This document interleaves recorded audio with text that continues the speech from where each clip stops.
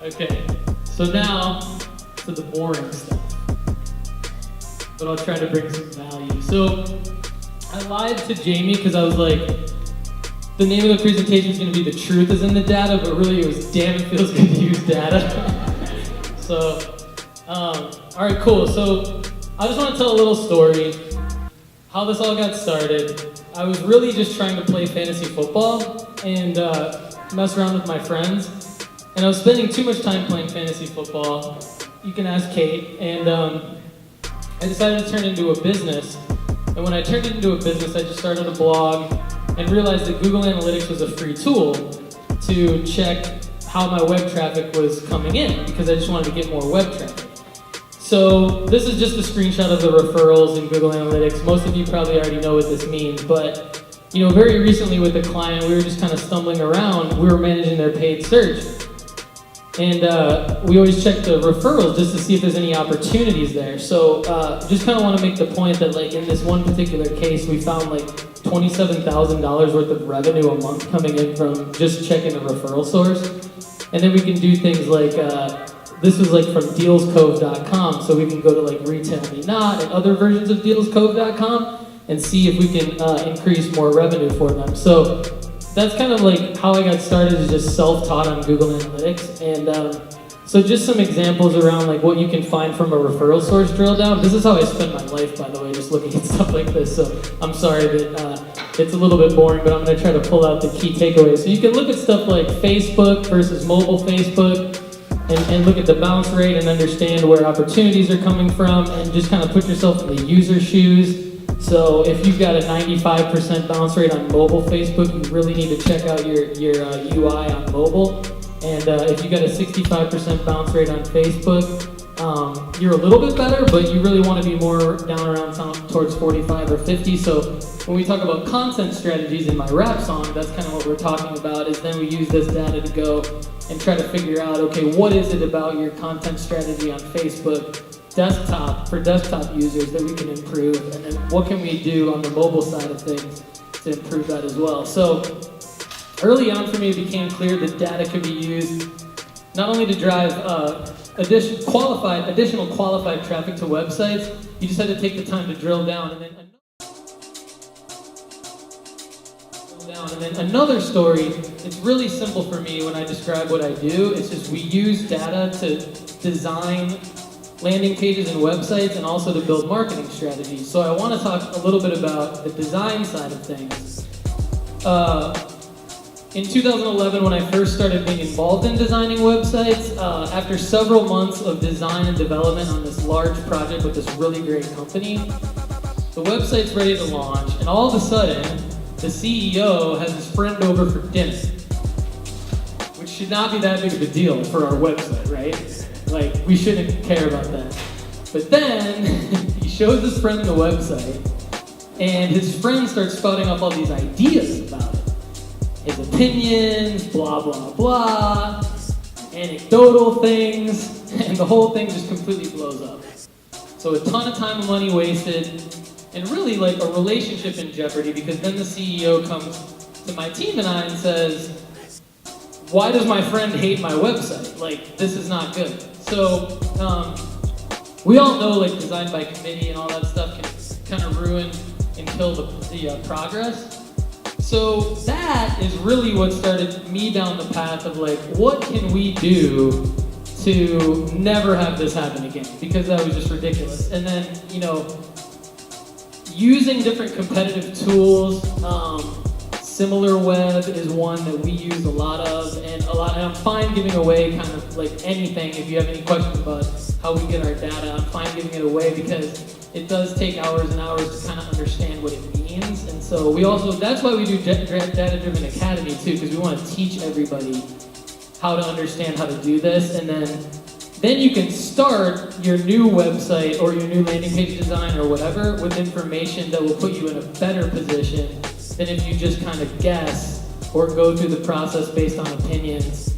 We guarantee you that the months on the calendar can turn into weeks or days if you use some information around looking at which sites in your competitive set have the lowest bounce rates, which have the highest time on site, and then looking for commonalities between all of those sites, and understanding what design aspects can be implemented to give you a good start.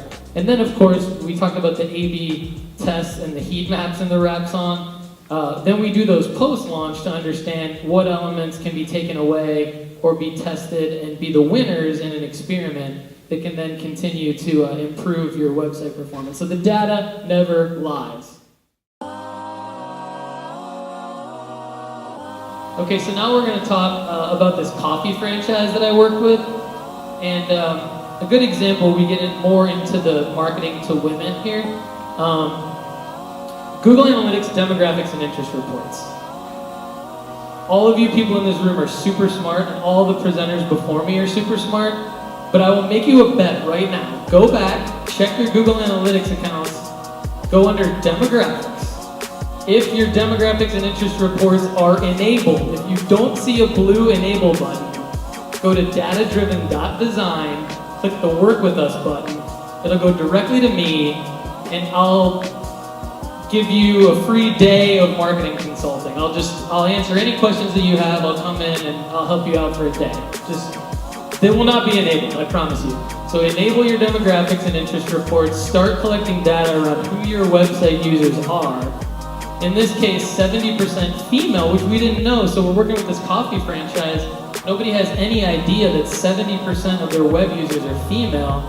So we get hired to do a digital strategy roadmap, and we go in and start breaking down user personas based off of this data. So we look at, now we can drill down even further. We can see females 18 to 24 are 23% of the web traffic. Now we get out of that 70 number. Females total 70. 18 to 24, 24%, etc. So we build the user personas off of that, and we start to build marketing strategies around millennial females, who they are, where they are, how to market to them, how to reach them. And the presentation is on my website too, our website, datadriven.design. If you guys want to go to the blog and download this, because I know it's kind of hard to read. So building up the marketing strategies off of that. Social media campaigns. Now the second one is what we call the selective spender female, based off of the next highest demographic group, the 35 to 44 females. So we start to build campaigns around where these users are going to be and how to market them, how to reach them. I'm actually going to go back one, sorry. So the key points here, like with the millennial female, was giving her an important role in the feedback loop, engaging her network, sending personalized email marketing campaigns. So I think somebody earlier talked about like the relevant content, and then posting organic videos on YouTube. I still have a backwards hat. That's whatever.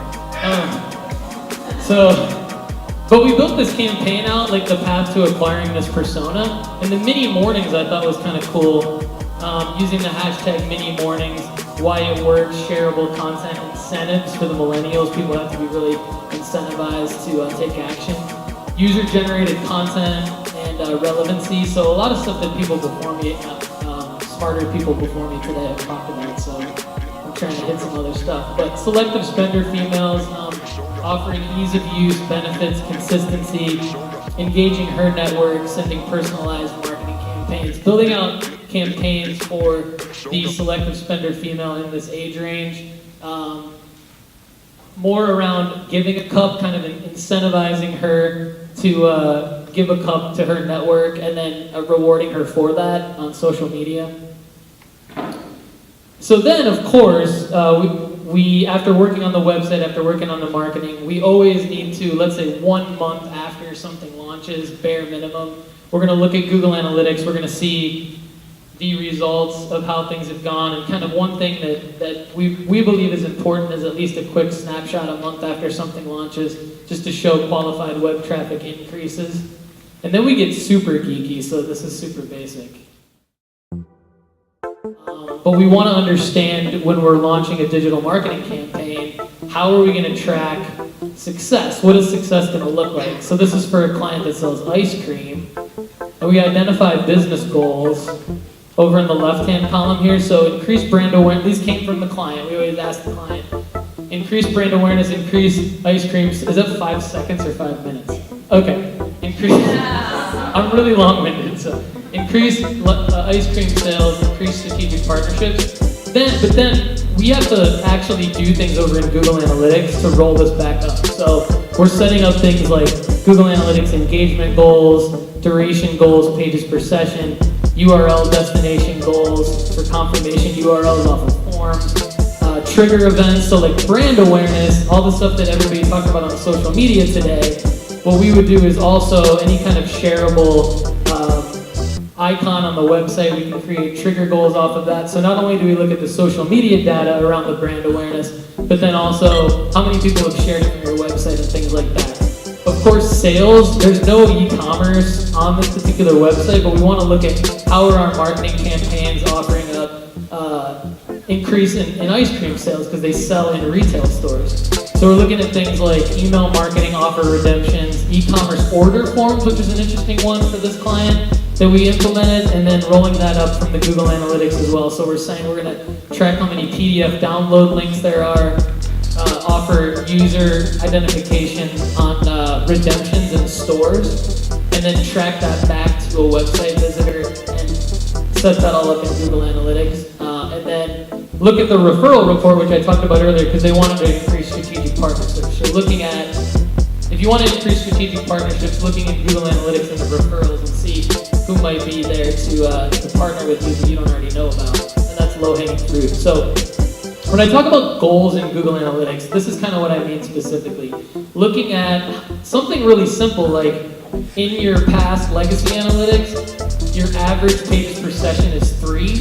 So if we set up a goal for 6 or more, that means that that's a really qualified web visit. So if we set that up as a really simple goal, you don't even have to really get a conversion like an e-commerce purchase or a form conversion to get data around it being a really qualified web visit from a referral source. So then if you're looking at Google Analytics and you see the channel analysis, you can see something like 57 goal completions in the last week versus on Facebook versus, let's say, 26 on LinkedIn or 365 on Google Paid or something like that. What that would inform us of is more qualified web visits from one referral source than the other. So that's just kind of a way that we implement some extra data to kind of inform some marketing.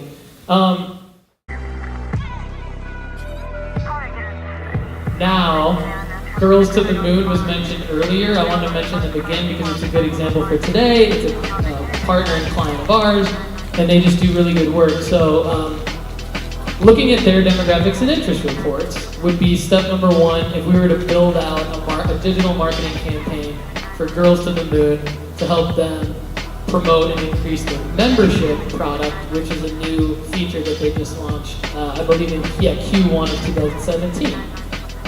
So we could look at the interests in Google Analytics, and I arranged this, it doesn't come like this in Google Analytics, but I arranged this to kind of define it for everyone. So Google Analytics calls it Other, Affinity Category, and In-Market Segment. And then if you do what I do, which is spend way too much time in Google Analytics, and you hover over those little question marks, it'll tell you what it means. And so I'm really not that smart, I just try to figure this stuff out. So it says, basically, In-Market Segment means bottom of your funnel. Affinity category means top mid funnel, and other category means like opportunities outside the funnel. So for this particular example, I'm just saying like if Courtney and Knight and the other Courtney want to sell a lot of memberships, one thing they could do is focus around marketing campaigns to people looking at things like dating services, travel, hotel and accommodations, and employment. If they're going to build an audience in Facebook, say, like a Facebook Ads Manager. And so then we could check their source medium in the past, and we could see if that is a viable way for us to go from a marketing standpoint. And we could cross-reference and see, yes, Facebook and mobile Facebook have solid engagement levels in their referrals. It beats out Pinterest, Twitter, and even Google Organic Search, which is pretty crazy. So that's definitely a way to go. Actually, 77% is a very good bounce rate for mobile Facebook. Remember the earlier slide I showed at 95%? So So just because my team and I look at like hundreds of Google Analytics accounts on a daily basis, we can confidently say that actually is a really good bounce rate. The average is around 87. This is for Facebook mobile. So you gotta remember, people are like, if you're clicking off of something on Facebook mobile and then going to something on your phone, it actually starts to make sense. And then as a channel, Courtney and Knight and the other Courtney, Google paid search display hasn't been tried yet, so you might want to try that. So then we would build it out in Ads Manager, and we would go women ages 25 to 44 based on the demographics and interest data. We could go moms of grade school kids, like my rap song. We could go early age school moms with early age, or parents with early age school children, all the way down, just kind of pulling that out. And all you have to do there is just click suggestions in Ads Manager, and you get all that good stuff. Like I said, travel, interested in travel, and then we build our ad. If Chris built the ad, it would look way better than that, but I built the ad for the presentation. And then we put our tracking pixel in there, and then off of the tracking pixel, we can remarket. We can remarket to people who put the membership in the cart but then left. We can remarket to people who just viewed a page or viewed a particular page. And don't parameter. The reason behind that is because you can name it. So like before we launch a campaign in our ad back here, we would want to create the URL in this tool first and then add it here. So I'll show you what I mean. So we've got the website URL, which is just like girlstothemoon.com/product/universe, which is their name of their product. Then we can name it like Facebook feed ad August 2017 memberships campaign. It's going to generate the URL. You can shorten it if you want. And then we can go back, and then in Google Analytics, we would see a nice view back on our channel analysis here. We can compare it to our channel analysis. Right here, it would show up. It would show up as August 2017 Girls to the Moon Facebook campaign. So it's a nice way to track your performance on ads. And then on the Google AdWords Display Network, we can kind of do the same thing. So we can say, take action on our website. If we wanted to target geolocation, we could. And then we can go, so again, it kind of lines up with what I was talking about. Primary and secondary schools, interested in beauty product services, dating services. I'm only saying this because I got it in the data. I'm not making this up. And then we can actually, what's really cool to me is we can say, so here's your female, age, parent. This is what's really cool. Now, I'm kind of making this part up. You guys would have to say, if you were my client, you would say, maybe, okay, let's try something else. That's cool. So we go like todaysparent.com. Like I think I typed in actually williamsonparent.com or something just to see. And then I got these suggestions, so I just put them in for the sake of the presentation, just to show like you can target placements in Google AdWords Display Network, and it's really, really cost effective. And then tracking results, kind of a crazy slide. This is where you can see what I was talking about earlier too, like all your campaigns that you've named with the UTM parameter tool. Here you can compare them against one another. So we do this real super fast, Chris and I and Kate, and then we say, all right, because of this data, this worked and this didn't. And then this is what you should do next. And that's it.